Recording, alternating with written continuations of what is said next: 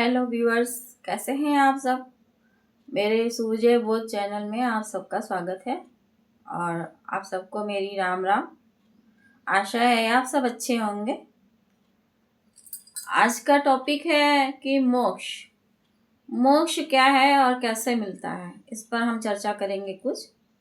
तो आइए आप सब मिलकर हम सबके साथ चर्चा करते हैं।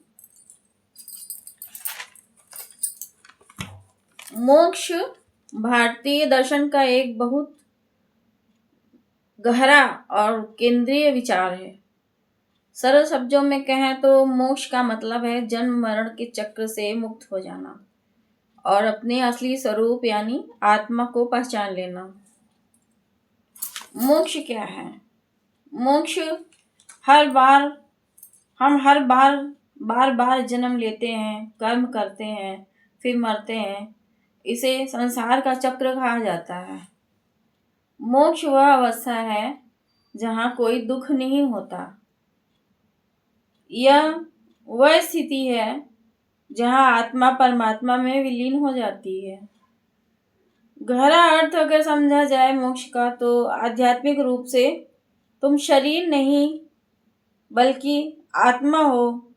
जब यह समझ पक्की हो जाती है तो मोह खत्म होने लगता है और वहीं से मोक्ष की शुरुआत होती है। भारतीय परंपरा में कई रास्ते बताए गए हैं।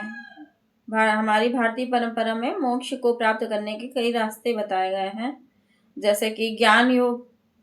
ज्ञान योग में सत्य को समझा जाता है कि मैं कौन हूँ। ज्ञान योग, अगर ये ज्ञान हो जाए कि मैं कौन हूँ तो आपको मोक्ष मिल जाएगा।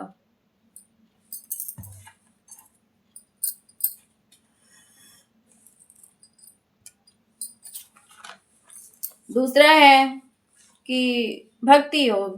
भक्ति योग से भी आप मोक्ष को प्राप्त कर सकते हैं।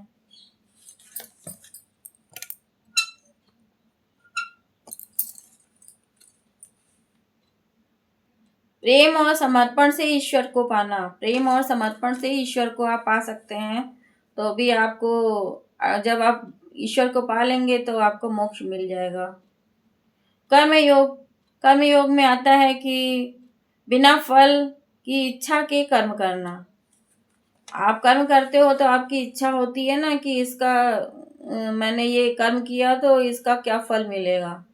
तो जब आप अगर कर्म किए और फल की इच्छा ना करें तो भी आपको मोक्ष मिलना है, उससे भी मोक्ष मिलता है। और चौथा है कि राजयोग। ध्यान और मन को नियंत्रण करना।